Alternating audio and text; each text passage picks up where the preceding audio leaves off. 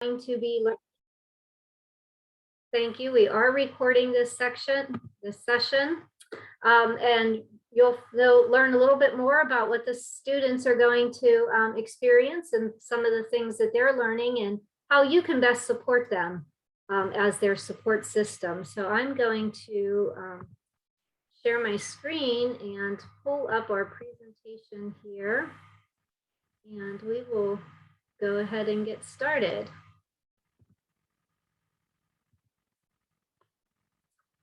So again, I'll welcome you, and I'm just going to take a minute and let everyone introduce themselves. My name is Ruth Ann Herstack, and I'm the Associate Director at the Penn State New Kensington campus. And I'm going to go ahead and turn it over and let Jim introduce himself. Hi, good evening, everyone. Welcome. My name is Jim Shields. I'm the Associate Director for Career Services and Professional Development, working with students on their career planning and career goals. So thank you all for being here this evening. I will ask Lindsay to introduce herself.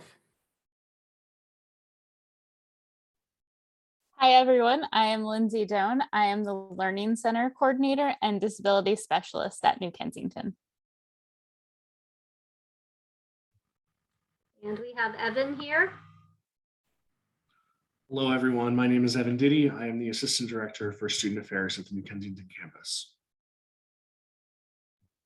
Hey, Sarah and Debbie. Hi there, I'm Sarah Leith. I'm the campus bursar, and I'll be hopping in later to talk about tuition and finances with you guys. Hi, and I'm Debbie Hoke. I'm the Assistant Financial Officer on the campus, and Sarah and I work together in the Business Finance Office, and we are here to help you with your tuition and financial aid needs. All right, thank you, everyone. So we'll all be talking at different times throughout the program, and we will get started. So what we'll be going over this evening is your support role for your new Penn State student. We'll talk a little bit about the role of academic advising and what we do with the students in advising at the higher ed level. We'll talk a little bit about the other resources we have in the Academic and Career Success Center. We'll talk about partnering with career services, go over some parent resources, also let you know what's next for your student in the way of orientation. And then we'll have a short Q&A, and then we'll turn it over to our bursar support, and they'll help you with more information. What's next for the students? So your students, if they haven't already, they will be attending new student orientation. Our next two dates are June 10th and June 16th. At that time, the students will go through the necessary programming. They'll be invited to a Canvas course for additional information since we aren't able to be in person and go over everything together. And then they'll be sent a link to schedule their orientation advising appointment. Now, many of your students may have already done this, but if not, this is their next steps. And after they do the programming, they meet with their advisor one-on-one and create their fall schedule and talk about their major plans and all their goals for their academic career. So the next thing for the students after they attended the new student orientation and got their schedule done and advising is the extended orientation and new student days are August 18th and 19th. We have told students in their 30-minute sessions at orientation to save those dates if they work and plan to be here for the in-person new student days. Evan will talk a little bit more about that and what that'll include later. So again, classes begin on Monday, August the 23rd. So a little bit about advising and what the students may have done already or will be doing with their advisor is they will be going over some placement testing at the beginning of their advising session, which includes their preparedness for calculus and chemistry. And the ALEX math placement test is definitely something that students want to take seriously. They would optimally get the highest score that they possibly can achieve so that they can start right into their path on their degree into the correct math. Not getting into the correct math will also delay their calculus, physics, and other science-related classes. So that is important for the ALEX testing. If their score is not at the optimal best level for them, their advisor may advise them to retake the ALEX exam. So you might hear about that, but if you hear that your student is going to take it, make sure that they know it'll take a couple hours, they need a quiet space, do it on a computer or laptop, and try to do the best they can. And that way they can be placed in the necessary math. Our English placements are typically done via SAT scores, and with the lack of many of those this year, since they didn't have to do it, which is fine, we have some discussions about what they've experienced, how many years of English they had, what kind of papers they might have written, and we plan their English based off of more of their experience right now. So students also,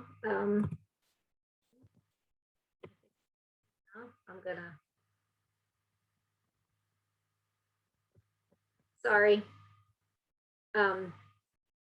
We also, in advising, still having some technical difficulties with me, bear with me here, sorry.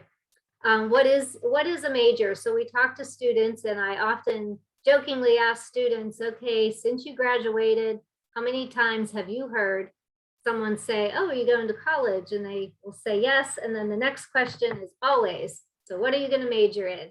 That can be a lot of pressure for some students who are really not decided yet.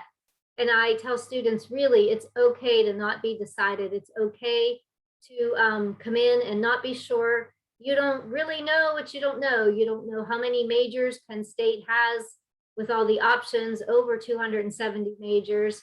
And so there's a lot of majors that students will be introduced to early on that they weren't even sure that were out there. I actually had 3 daughters go through the Penn State system, and I encouraged all of them to come in undecided, even though they had an idea of what they wanted.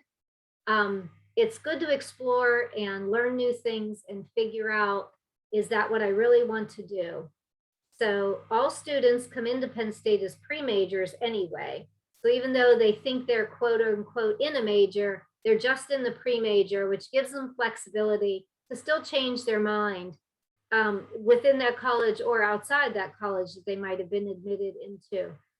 There are a few exceptions, like our EMET, some of our 2-year associate degrees that do get admitted straight into the major. But most of your students will be in a pre-major until they've hit their entrance to major requirements, which could be something as simple as a 2.0 in 3rd semester standing, or it could be something as complicated for Smeal College of Business or Engineering, where they have to have, say, maybe a 3.10 and a long list of classes done with a C or better. So those are the things that we'll go over with them in advising. We also like to tell students that their major doesn't equal their career. And does it dictate their profession? Well, sometimes it does, but often it does not. If they want to go into nursing or accounting, of course, they have to have a nursing degree or an accounting degree. There are many other jobs and careers that we all have that do not match the title of our major. So choosing a major, we do that with students all the time, especially the professional advisors who work with our undecided students, which at Penn State is a pre-major of its own called the Division of Undergraduate Studies, where we work with students specifically on exploring while they're getting their general education requirements done and able to keep moving forward on a 4-year path. So typically when I am in person and I ask the parent audience how many are working in the same field with a similar title to what you majored in after high school, it's usually only about 10%. And it's typically those nurses or engineers or accounting majors that we typically will hear of who have the same major of their career. So if your student's coming in undecided, they are not alone. Just so you know, ACT reports 40% of students selected and planned their major upon entrance to college, but 60% are undecided, leaving that with 45% still fairly sure, but still wanting to explore, and 15% unsure and undecided. So that's still a pretty fair number. So in addition to some students not being decided, which again is okay, then you have your students who will change their majors. So please, have these conversations as your support person with your student. It's okay for them to change their major. It's okay to start out in one path and find a new path. That's what the discovery of higher education and honestly, their age development is happening where they're becoming more autonomous, starting to think for themselves, decide different things than maybe what they were told or had heard up to this point. So changing majors is fairly common. There's 1 in 3 will change majors at least once and 1 in 10. So at least one or more of you on this call, students might change their major more than once. And the majority of you will have a student that changes their major. If they're coming in under the Division of Undergraduate Studies, our enrollment at Penn State New Ken for that incoming class is 12%.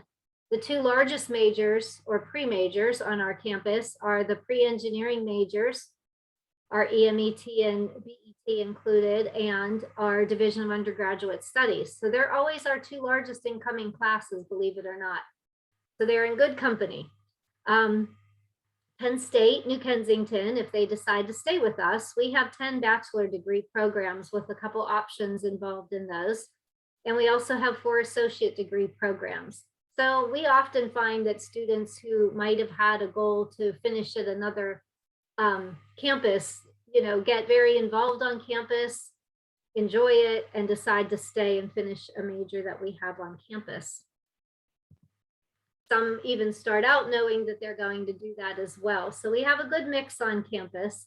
But again, there was a nice New York Times article a few years back that say that some students go into college knowing exactly what they want to do, but most don't. At Penn State at that time, 80% of their freshmen, even those that declared a major when they were surveyed, had said that they were uncertain. So we just like the support families that are talking with their students to allow them that room for growth and not be too surprised if they do change their major. What can you do to help your student, or what can they do? Well, for you, it's having those conversations about what they're interested in, what they're learning, what they like to learn, what they don't like to learn is sometimes just as important to figure out, but also encourage them to get involved on campus, attend workshops and programs.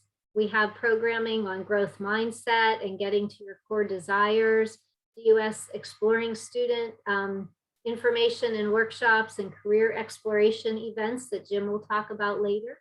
We can do one-on-one advising in both the academic advising realm and the career services area. And they can both provide inventory and assessment activities for them to do and help them create a success plan.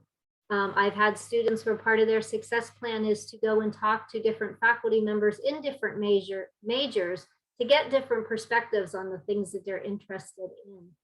So it's good for them to work with their advisor and also to get involved and participate.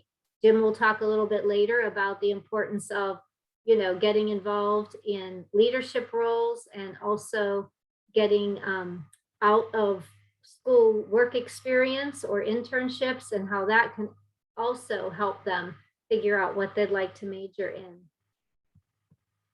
So just to give you a broad overview of a Penn State degree, Penn State degrees have different major requirements. Every degree has requirements that the university sets for everyone. Every degree has 30 credits minimum of general education courses. Then there gets more specific, like the college requirements for the college that your major might be in. Then your major requirements that you have to have before you can graduate. And before you get that far, to go from this pre-major that we're all students are entered in, that your students are in now, into their major, they must be aware of their entrance to major requirements. We talk to students a lot about that during orientation, to go to the bulletin, it's called, and find their suggested academic plan and make sure that they're very familiar with that and that they know the how to get in rules for that major. So again, as you're having these conversations, you can support your student by saying, you know, are you aware of what your entrance to major requirements are? What does it take to get into your major? If they're not aware, circle them back around to advising, and we'll help point out where they can find it.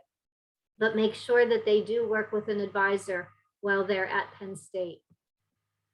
So entering majors, as I mentioned earlier, could be as simple as a 2.0 GPA and maybe a third semester standing.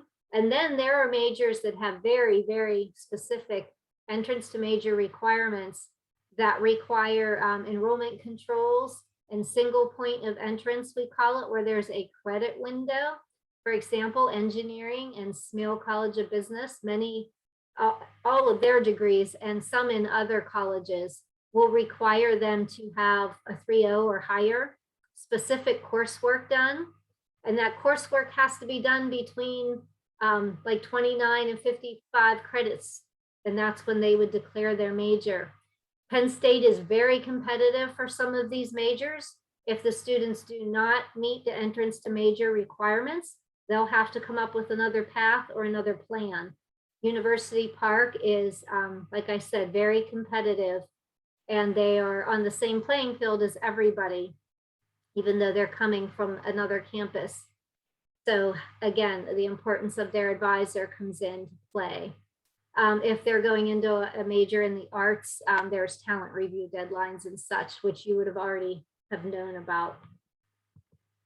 So I'm going to stop now and turn it over to Lindsay Doan in the Success Center, and she'll go over some resources that will be important for your student. Thank you. Hi again, I am Lindsay, and Ruth, Jim, and I work together in the Academic and Career Success Center. So the Academic and Career Success Center is made up of academic advising, career services, disability support, and also peer tutoring. So in my title of Learning Center, what that means is, one, we have free peer tutoring for all of our students. These sessions can be one-on-one or they can be in groups. And in fact, some of our tutoring is embedded in classes. For example, our intro to chemistry class currently has a tutor that attends each class and then holds study sessions outside of class time so that students taking the course can get more support and also have that close connection of getting to know their tutor a bit more. Also offered are study skills and time management workshops throughout the semester.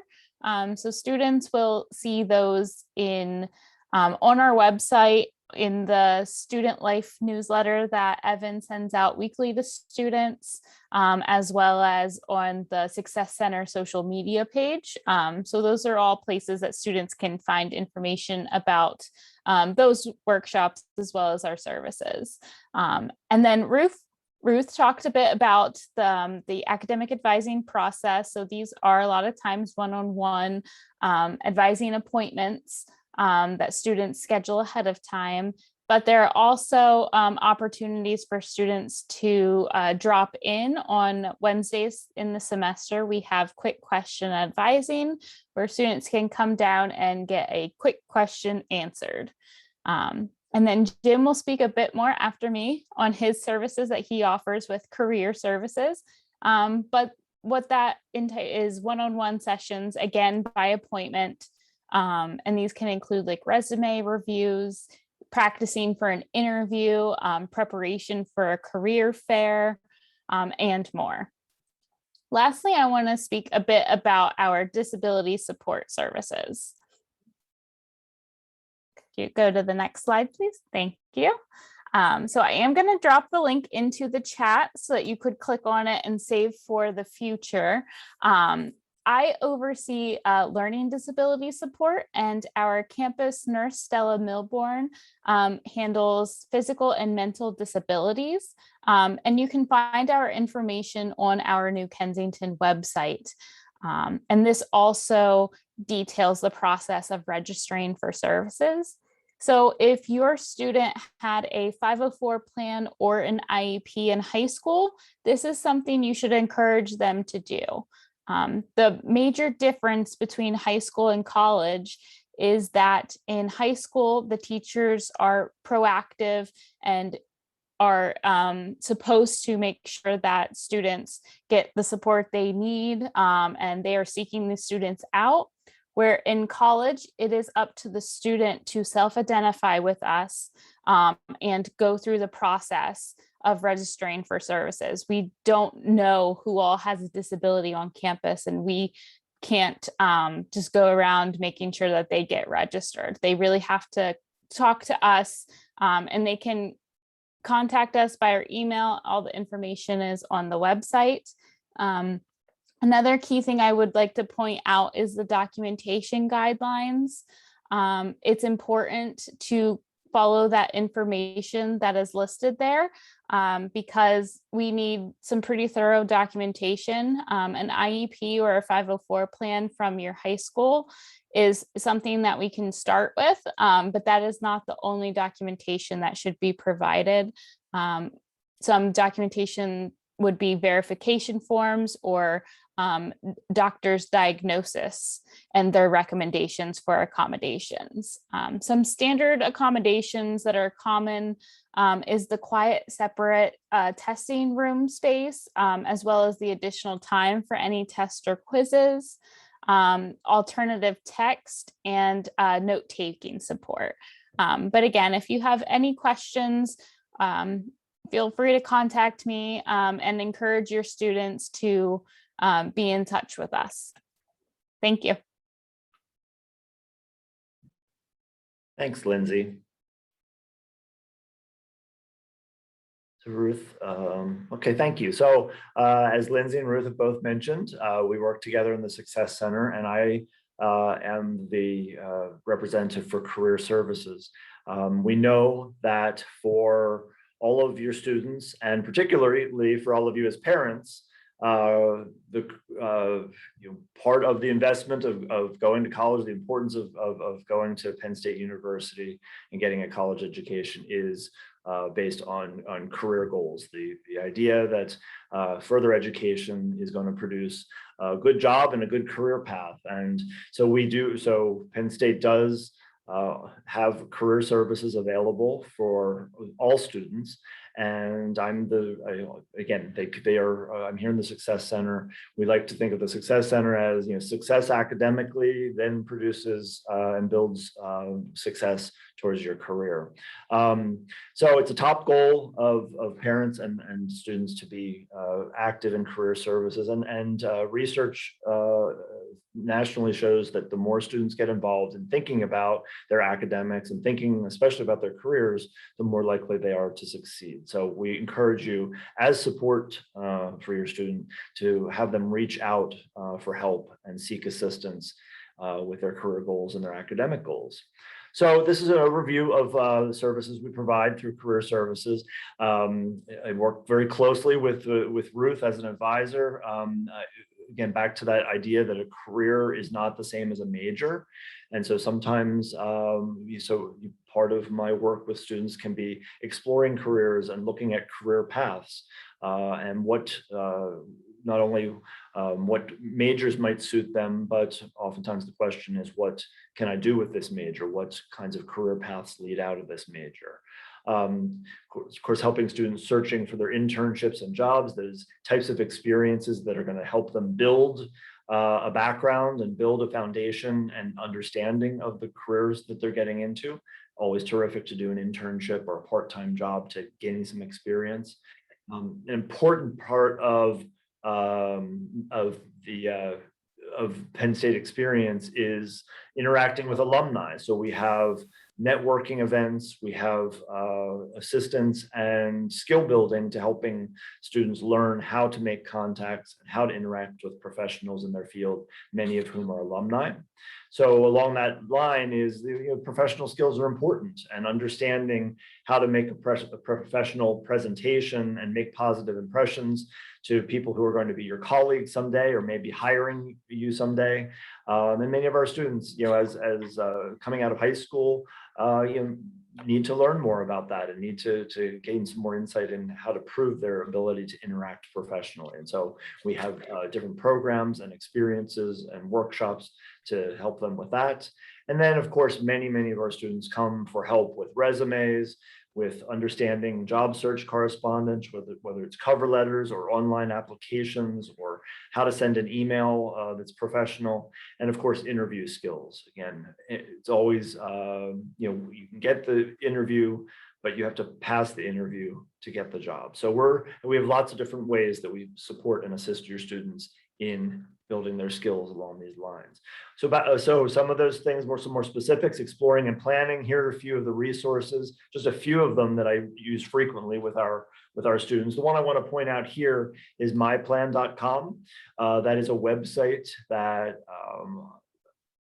we provide free career testing for students.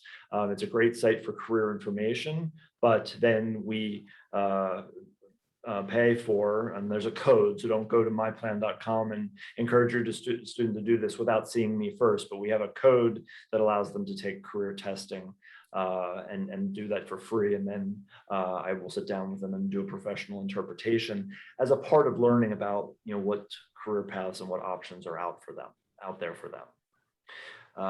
As far as internships and workshop and jobs go, most of our students work. Most of our students work at least a part-time job, and as I mentioned earlier, many of them are seeking internships or other types of experiences to help them build that foundation, build that background, to add to their resume, to add to their qualifications. So we've got a couple job posting websites that we use here internally through Penn State.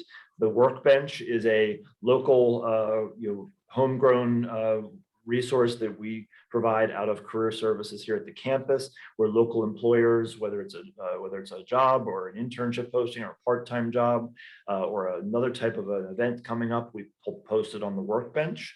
And then the Nittany Lion Careers is a expense throughout the entire Penn State system. So all the colleges and all the campuses have access and can post things to Nittany Lion Careers. So if your student is going to another campus in a 2+2, or ends up wanting to move to another city or another part of the state or the country, they can find opportunities on Nittany Lion Careers. And one thing that I am the parent of 3 college students right now. 2 of them are at Penn State. And one of the things that baffles me is that how a student can come home and say, Mom, Dad, they don't do anything to help us meet people or learn about our careers or get in contact with employers. And so I throw up this slide with a couple of the logos of the many events that we offer throughout the year to help students contact employers. We've got several job fairs that we participate in and sponsor here on campus and here locally. And then we have other things like the Leader Launch Career Conference and alumni dinners and etiquette dinners, where students actually can attend workshops with alumni or eat a dinner and network and make connections and actually friendships with alumni who are all doing jobs and who have graduated from the majors that they graduated in. So we'll be advertising these things and promoting these things throughout the year, and we hope that you'll encourage the students to look into the next events that are coming up related to their career. So we talk a lot at this campus, and I think nationally and throughout education, we're talking about future ready for our students. Future ready career success means preparing for what work's going to look like and what's going to happen in the future. Because the reality is that we're not preparing these students just for their job after they graduate, but for what's down the road, and we don't really know what work is going to look like 15, 25, 40 years or more from now in the span of their career lifetime. When you think about the last 40 years, think about cell phones. The phone that you see on the left here, that is from 1983. It was a brick. It was about this size. Now, of course, we've got cell phone technology everywhere. It's not just a phone, it is a computer, it is a navigator. The iPhone that you see there on the screen, that was introduced first in 2007. So just even in the last 15 years, the technology. So what we're trying to communicate to students is that we're not preparing just to train you for that first job, but we need for career success, for future readiness, you need to be thinking about the skills that you're going to build that are going to make you valuable throughout the course of your career lifetime. So the next slide is going to show 3 words that the students are going to hear again and again and again, whether it's in classes or outside of classes or in orientation. When we start talking about some of these themes, creating, innovating, adapting are key words to thinking about skills as far as they go for careers and being ready for the future. Future ready career success is going to be a process. The next slide, the future ready career success is really a process of innovating and reinventing yourself again and again and again throughout your career. And studies have shown that students graduating from this class out of college are likely to see somewhere in the neighborhood of 8 to 12 career changes throughout their lifetime. And so it's a matter of staying on top of your skills and reinventing yourself. So again, future readiness means accumulating skills that are adaptable and changing for the changing work needs. And so a couple things we're going to be encouraging students, and we'd like you to know as support persons in their lives, is that they're going to have an academic focus. The students should be developing a focus, whether it's their major or a passion or a concentration that they want to focus on. And that usually comes, yes, from the academic realm, but there's so many other things called transferable skills that are those adaptable skills that can carry a graduate, carry an employee from one career to the next. And those are things like communication skills, creativity, understanding of diversity and global cultures, teamwork, problem solving, planning. All of those are valuable skills in most any realm of employment. And so developing a focus, developing a realm of skills that can make you valuable in any work environment is what we're going to be talking with the students about developing in their education. And there's a variety of ways to do that. Evan, who's going to speak briefly after me, coordinates our student life programs here at the campus.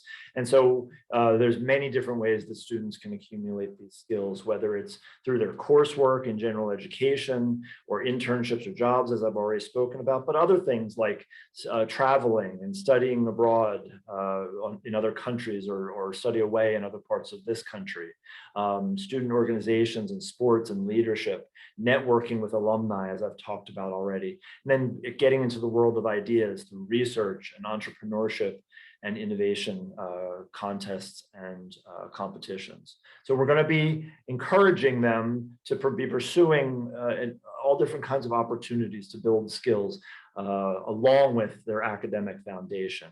And the next slide will show that coming up on New Student Days, which Ruth has mentioned, starts a process of bringing new students into the campus and showing them all the different kinds of activities and out of classroom and class-related types of projects and interactive activities that they can participate in.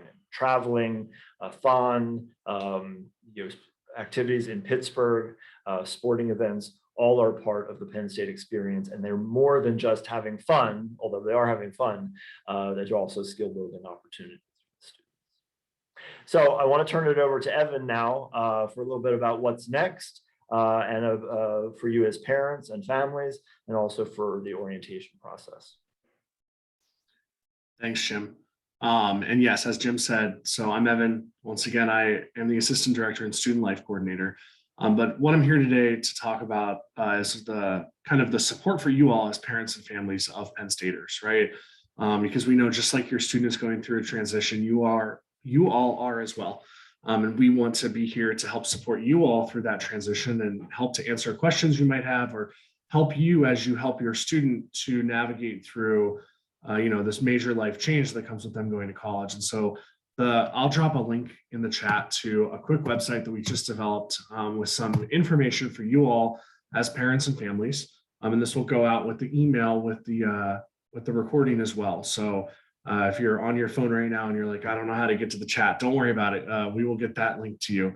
The first one there is just a quick link to our parents and families resources on our Penn State and Kensington website. So whether that's just finding, where to go for what, who to contact, we want you all to feel empowered to utilize the website. But if you can't find it on the website, you can always contact Student Affairs, right?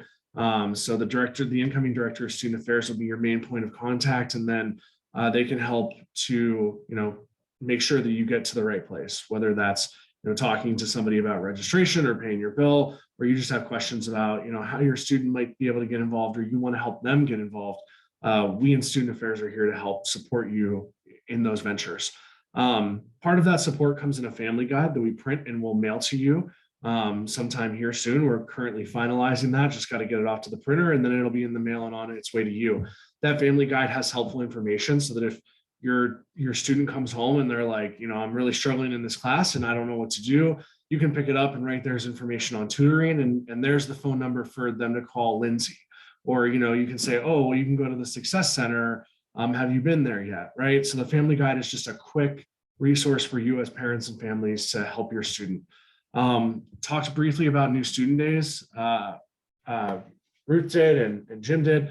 That's an opportunity for your student to get onto the campus. We know that for some of them, they haven't been in a while. They might be feeling a little anxious as they lead up to the semester. And so this is a great opportunity for them to meet their classmates, to meet some upperclassmen who are there to help, help them in that transition to college, to learn the campus, to, find their classrooms, all of those types of things. We want to help them to transition both curricularly and then co-curricularly, right? So help them with that transition into college.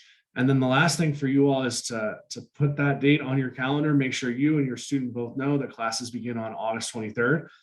Super important for them to show up on the first day of class, right? But also helpful for you to know that your student will start coming and going after that date. You won't be seeing them quite as often. And then the last thing on that website is a link to the Money Matters publication that Sarah and Debbie and Sherry have information in that publication that's specifically on tuition and billing. And so that website is kind of right now just a one-stop shop for you all as parents and families of important information here towards the end of July, beginning of August, as your student is getting ready to head off to Penn State, New Kensington. And so I just wanted to throw that out there. And again, that resource, I will also drop my email address in the chat if you have any quick questions between now and when the semester starts. Feel free to send them to me, or you can always email nkorientation@psu.edu, and our orientation team will get that and route that as appropriate.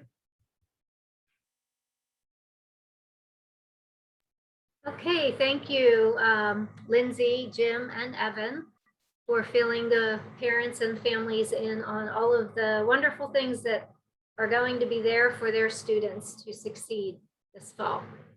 So at this point, if there are any questions for the four of us that you might have, you'd want to put it in the chat or just unmute and ask us. We'll do a little transition break, and then Sarah will be up next with the Versar student aid and billing information. So are there any questions that we could help you with in general, or you see our emails here, you could always send us a private email.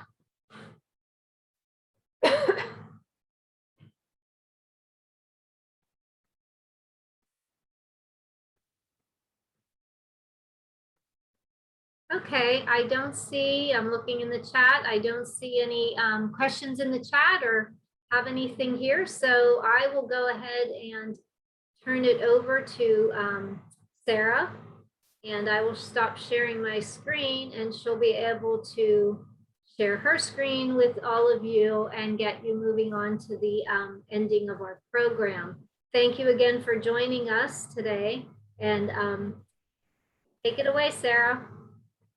Hello, everyone.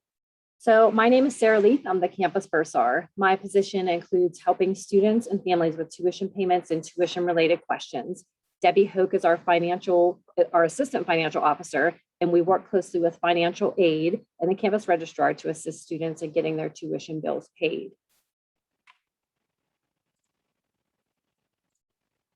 So we have a small overview. It's about 7 or 8 minute video giving just the financial aid aspect of this presentation. So I'm gonna let you guys view that, and then Sherry Smith will have a few things to say just to recap the video and hopefully answer some of your questions.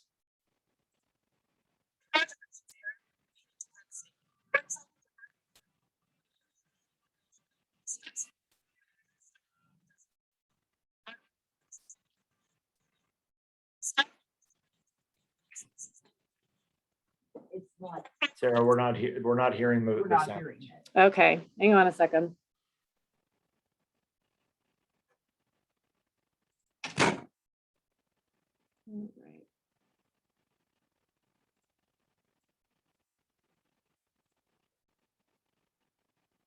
Move it here, maybe.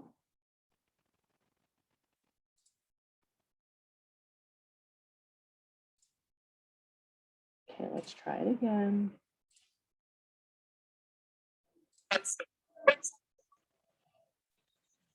Is that better? We do not see the video Okay. or hear it. We can't hear it or see it now. Okay.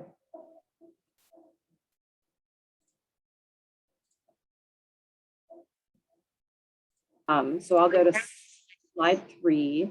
And Sherry, if you just want to recap what was in the video and introduce yourself, please. Sure. Yeah, sure.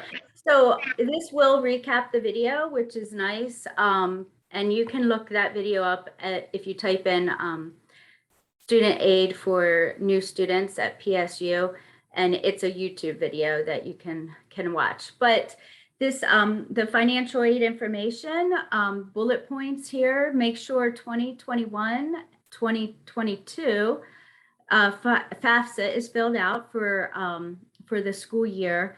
This is available at studentaid.gov, and this helps base your financial aid awarding through Penn State.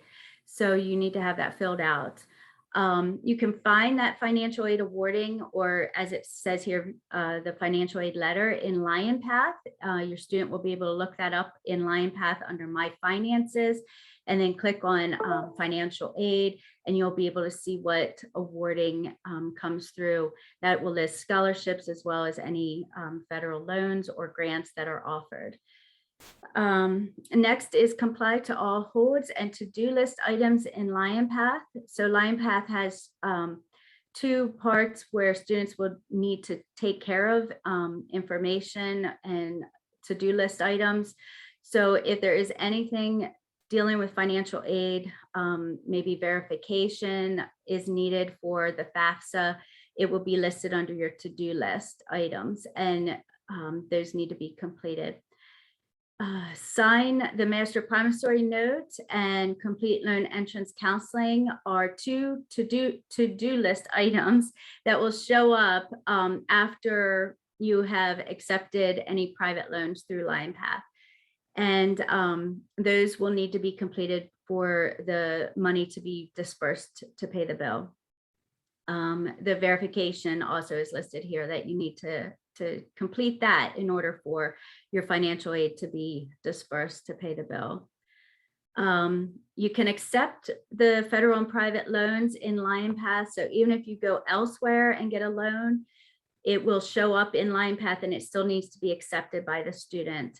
You can choose to accept whatever loans you want. If the federal government offers a subsidized or unsubsidized loan, you can choose to accept whatever amount you want. You can reduce it. You don't have to take the full amount, but they do have to be accepted in LionPath under the My Finances, under financial aid.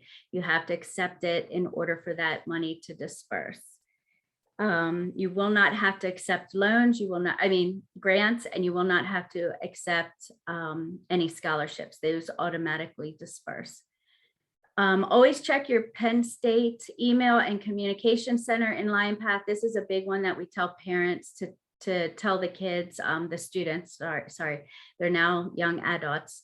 So we need to let them know that they're responsible to be checking their communications and checking their PSU email. That is where if anything is needing to be verified, or if there's a to-do list item, they get a notification, and they'll need to be checking those two places in order to know what's happening. And then last, we list our website, studentaid.psu.edu. This website has lots of information. So I always tell parents to go there first, do a search for whatever question you have. You might find your answer there, and it'll be a lot more in depth and able to answer, the question you have. And if you can't find it there, or if it's more specific to your student's account, then you can call us and we'll put my information in the chat. Sarah, do you mind going to the next window or the next slide? So here has my information listed, my phone number, as well as my email. You could also call up to University Park Student Aid Office, and that's the number there. And just to let you know as well, because the students are now young adults and there's regulations that the government has put in place, we cannot speak to parents or other members without delegated access. So that is something that you can find on Lion Path. There's, I'll put that in the chat. There's Lion Path support to help you walk through delegated access. And it's your student who decides how much you're allowed to see, whether it's the classes or tuition or billing. And it's through that we're able to speak with you. Otherwise, just have the student call and I'm able to talk to the student about their situation. And that's all I had.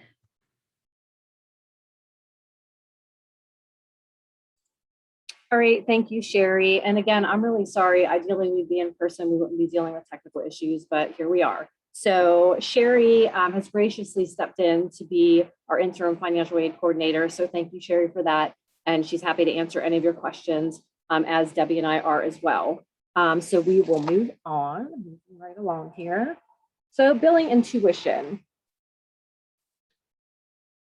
Now that we've touched on financial aid, let's dive into how to access your bills in Lion Path and how to get them paid. We will have a question and answer time at the end of the presentation. So please feel free to jot any questions down as you think of them. Take a snapshot of your screen if you have any, if you don't want to forget what you wanted to ask. And if you have any specific personal questions, we're happy to answer those one-to-one. You can message us, email us, call us. I did post all of our information in the chat for myself, for Debbie, and Sherry. So like I said, if it's a private issue, please just get in contact with us and we'll speak to you one-on-one. So the Board of Trustees, they meet every July to determine the price of tuition for the upcoming academic year. An academic year consists of the fall semester, the spring semester, and the summer semester. If you've already scheduled your classes, tuition bills are posted in Lion Path in early August for the fall semester. Bills for the spring semester come out in early January, and in early May for the summer semester. Any student with 12 or more credits is considered a full-time student, and the resident tuition for this academic year is $7,026 for lower division students. The out-of-state tuition for this academic year is $11,457 for lower division. This total is the tuition charge and the student fee that all students pay. Students that are scheduled for 12 credits or less will be charged per credit. And you can find the current tuition charges at tuition.psu.edu. Students will receive notification via their Penn State Lion Path account in their student center when their bill is available to be viewed and paid. You will also receive an email notification at your Penn State Outlook email address. Do not confuse your Penn State email with your Canvas account. Canvas is not your email. Penn State also does not mail paper bills. You will never receive a paper bill in the mail. A cumulative 1.5% late fee will be posted to the student account if payment is not received by the due date each month. Tuition for the fall 2021 semester is due by August 30th, 2021. You will begin accruing late fees if your balance is not paid by September 1st. So where do you find your tuition bill? This is the landing page for your LionPath account. Take time to familiarize yourself with this site. All of your information for your entire Penn State career can be found somewhere in LionPath if you know where to look. So there's 3 important places to focus on this page. You see them highlighted here. We have the holds, the to-do list, and the communications. Well, actually, it's down here. My finances too, that's a good one. So the holds area will let you know what type or how many holds are on your account. The most typical hold is the financial responsibility hold, or the FRA. This hold will prevent you from scheduling your classes. It must be completed each and every semester. The pre-registration activity guide will be in your to-do list.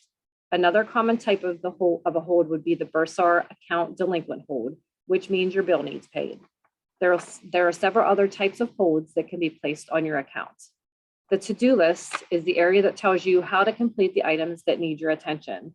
That is where you'll find if you have been chosen for financial aid verification and the pre-registration activity guide, signing the master promissory note, and many other items that will need your attention. The communication section is where Penn State will send you notifications on what's going on within your Penn State career.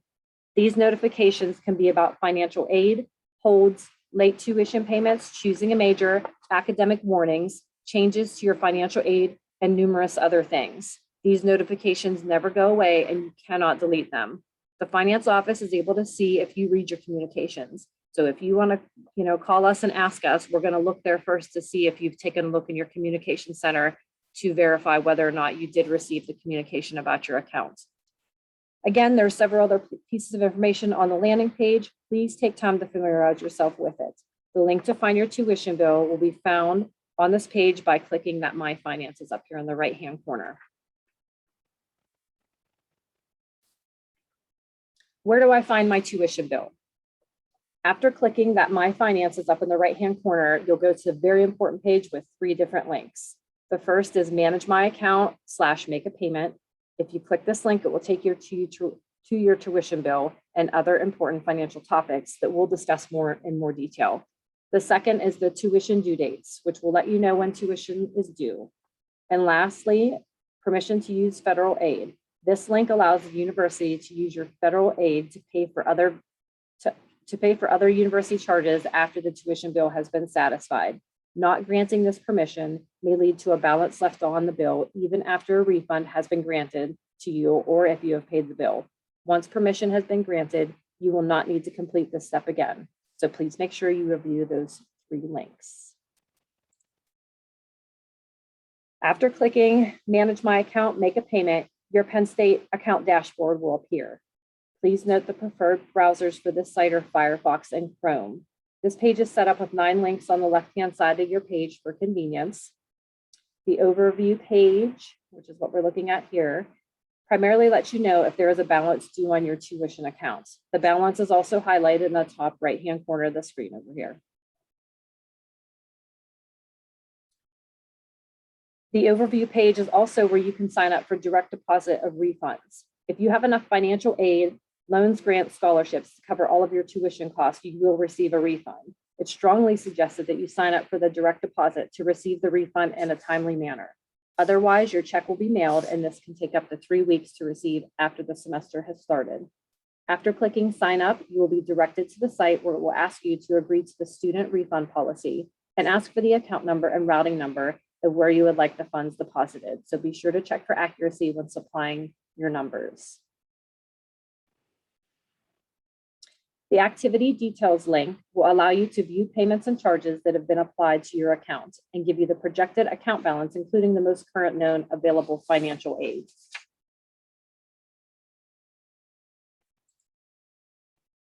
The tuition payment plan. The next link is the payment plan. Penn State has only 1 payment plan available to students, and it allows you to divide the balance due into 4 equal payments. The first payment each semester does include a $45 non-refundable fee. You must sign up for this each semester. The fall semester payments are due in August, September, October, and November if you decide to use the tuition payment plan. The spring payments are due in January, February, March, and April. The summer semester is only divided into 3 equal thirds, which are due May, June, and July. You must enroll in the installment payment plan, or we call it the IPP, every semester if you wish to make payments.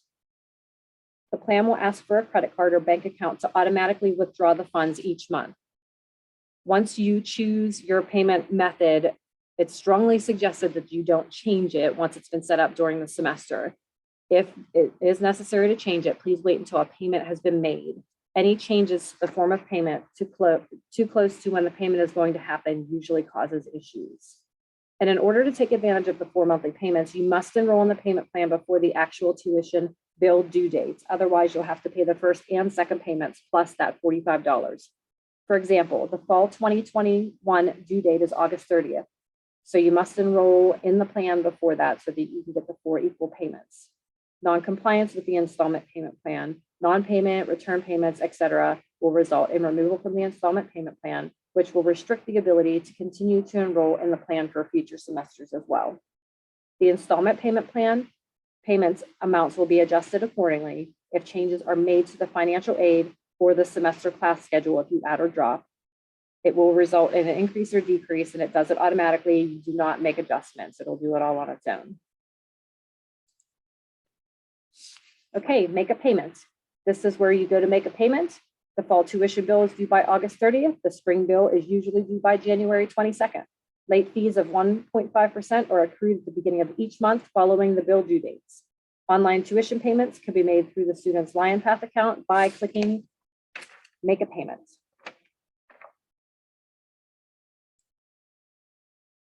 The charges on your account will be listed here. You can indicate the amount you want to pay or choose to pay the balance and then select Continue. You will need to choose the payment method you prefer. LionPath does accept Discover, Visa, MasterCard, and American Express. Please note that an additional convenience fee is charged for credit card payments. You can also make a tuition payment on LionPath without incurring an additional fee by using the e-check option. E-check payments require a bank routing number and bank account number. Funds must be drawn on a U.S. bank. There are no fees for this option. Office payments. So tuition payments can also be made by mail or in person to Debbie or I in the business finance office in the enrollment services area here at Penn State New Kensington. The acceptable forms of payment are check, money order, or credit cards, specifically Visa or MasterCard only here on campus. Credit card payments that are made on campus will not incur the convenience fee. We can also take those credit card numbers over the phone and run your card here, and that as well will not incur any fees. Cash is not accepted in the office. Checks and money orders should be made payable to Penn State University and should include the Penn State ID number of the student. These can be paid in the office or sent to us by mail. Once you make a payment, you will receive a thank you for your payment message. Once you complete the e-check or credit card in LionPath, it will include the email address where the payment receipt was sent. Please make sure you get this thank you so that you know your payment has been accepted and you have successfully made a payment. The next link on the left-hand side is transactions, where your receipts will be displayed. You can click on the transaction number to see or print your receipt. These receipts will continue to accumulate through each semester.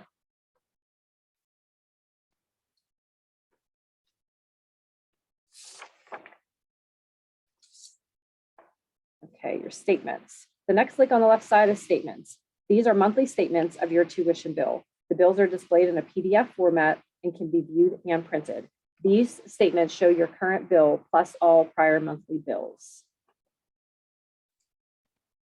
This section can be a bit confusing since the PDF is only updated once a month and it's not an accurate or live representation of what your current bill looks like. This is only a monthly snapshot on a particular date and time of your bill. So please do not use this as a current reflection of what is due on your bill unless the bill is paid in full and all of your financial aid has dispersed. The last link on the left side of the page is tax forms. The tax forms section will display the form 1098T plus whatever year we're in. Select a view to open the form 1098T in a separate window. Select save to download a PDF copy to your computer. Students and authorized payers for which the student has granted 1098T access will receive an email when the form is available in the student account dashboard. This form is usually available by the end of January. Beginning next year, The Form 1098T will only be delivered electronically. There will no longer be the option to receive that paper copy through the mail. Another important topic that I'd like to discuss is dropping or adding courses from the university. You can find this chart in your student center by clicking on enrollment link, then drop classes. A student can drop or withdraw prior to the start of classes every semester and up to the Friday of the first week of classes and still get 100% back. Beginning the second week of the semester, you only receive a 75% refund, third week, 50% refund, fourth week, 25% refund. Beginning the fifth week of each semester, there is no refund due back to the student. So if you have not properly withdrawn or dropped the course by then, and you're not attending, you will still be responsible for tuition. Before making any changes to your schedule, please meet with your advisor and financial aid coordinator to understand all of the ramifications your decision will entail financially as well as academically. Updating and adding an authorized payer. An authorized payer and delegated access are two accesses that all students can grant to parents or anyone who has interest in your college career. It is important to note that without authorized payer or delegated access, the bursar and financial aid folks cannot speak to anybody regarding your finances or academics at Penn State. Authorized payer access gives parents or family members the right to discuss, view, and pay your Penn State tuition bill. It also gives them the ability to enroll in the installment payment plan and access your tax forms. In other words, anyone you think that might want to pay your bill, add them as an authorized payer. A parent or family member cannot give themselves the access. The student will click the My Account link on the left side of the screen, and you will see a section detailed payers. This is where you can send an invitation to anyone who needs to become an authorized payer. Delegated access gives your parent or whomever you choose the ability to view the student's grades, financial aid, holds, to-do list, and class schedule. Again, if you do not grant access, we cannot speak to them. To grant access, go to the Student Center on LionPath, click the My Information link. This will bring you to a page where you will then select Grant Delegated Access from the left side of the screen. You will then follow the prompts on the page to complete the information and click Save. You can add as many delegates as you wish. Outside scholarship information. If you or your student receive an outside scholarship and you would like it to go toward your tuition bill, please send the check and any paperwork to us at Penn State New Kensington. If the check is made out to both Penn State and your student's name, please have them endorse the back of the check before sending it. Otherwise, we'll have to send it back to you. If the scholarship check is not made payable to Penn State, it's up to your discretion on how you spend the funds. Here are some additional links and information that could be helpful for you. Number one, we have, for any questions you have about billing your tuition, you can go to www.bursar.psu.edu and www.tuition.psu.edu. For any questions you or your parents have about LionPath, you can go to lionpathsupport.psu.edu. Don't forget that parents must be granted authorized payer and delegated access by the student in order to get information concerning the student's financials or academics. Remember to check your Penn State Outlook email, which again is different than Canvas. Remember to check your holds, to-dos, and communications in LionPath. It's your responsibility to know what is going on. LionPath works best using Firefox or Chrome. Issues with web access, login issues, or your PSU ID card, you can contact the Penn State New Ken Help Desk in the Computer Center or call if you're not on campus. A good rule of thumb to remember, if you're adding or dropping classes, always remember to add first, then drop so it does not mess up your billing or financial aid. Remember that 12 credits or more is considered a full-time student with full-time financial aid. At Penn State, after reaching 59.1 cumulative credits, you are considered an upper class person and the cost of attendance increases depending on your major. And lastly, please review the Money Matters handout for any additional questions that you have for us. Here's just a slide with our contact information. I did put that information in the chat as well. We're always happy to talk to you. We want to make your career here successful. Please reach out to us. And as I said before, if you have a private question that you have for either of us, You can email us, you can call us, and like I said, reach out. We want you to have a good experience here. So if you have any questions, I will take them at this time.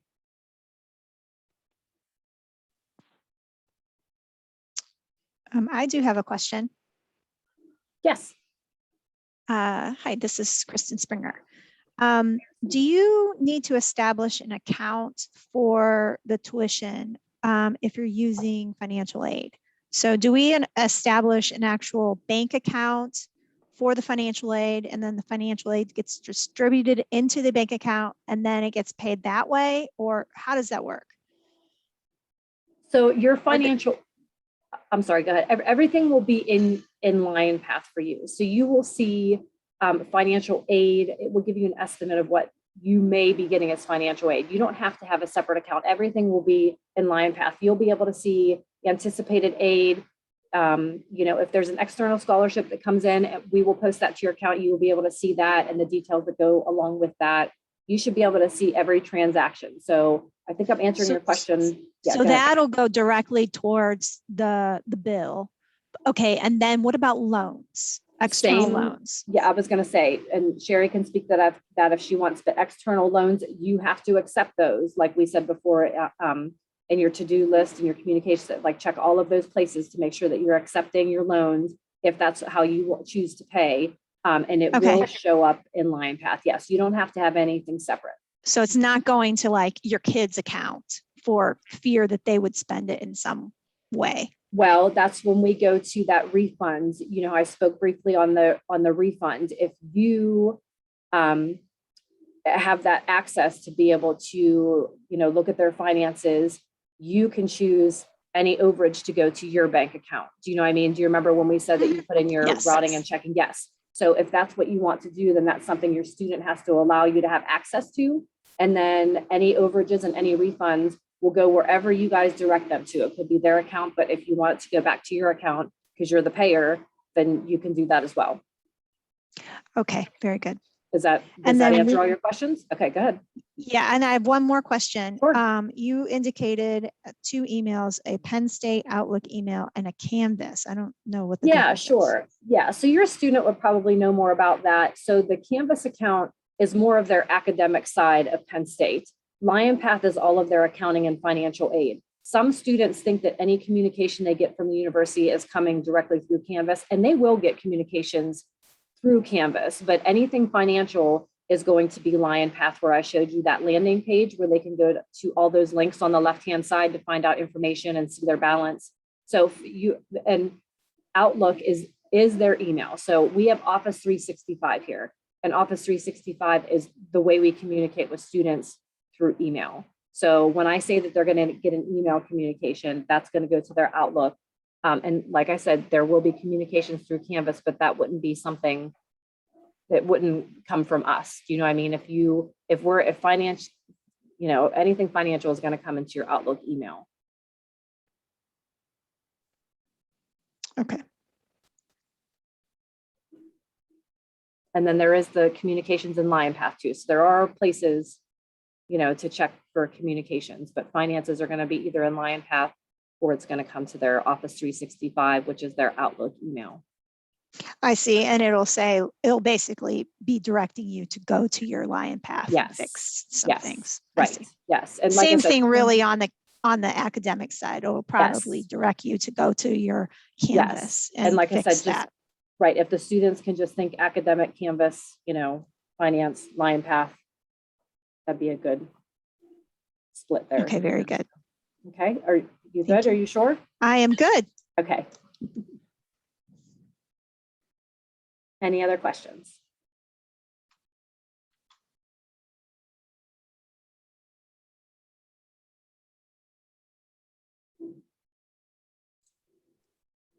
Just an FYI, this is Debbie.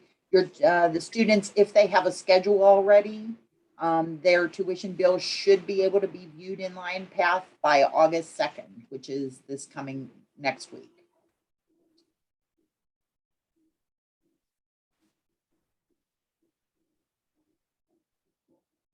All right, if there are no other questions, our information is still posted here and I posted it in the chat. And like I said, Debbie and I are happy to help you however we can, Sherry as well. She does the financial aid part of it. So if you have any financial aid questions, you want to get a hold of Sherry. If you have any tuition billing issues, that would be myself or Debbie.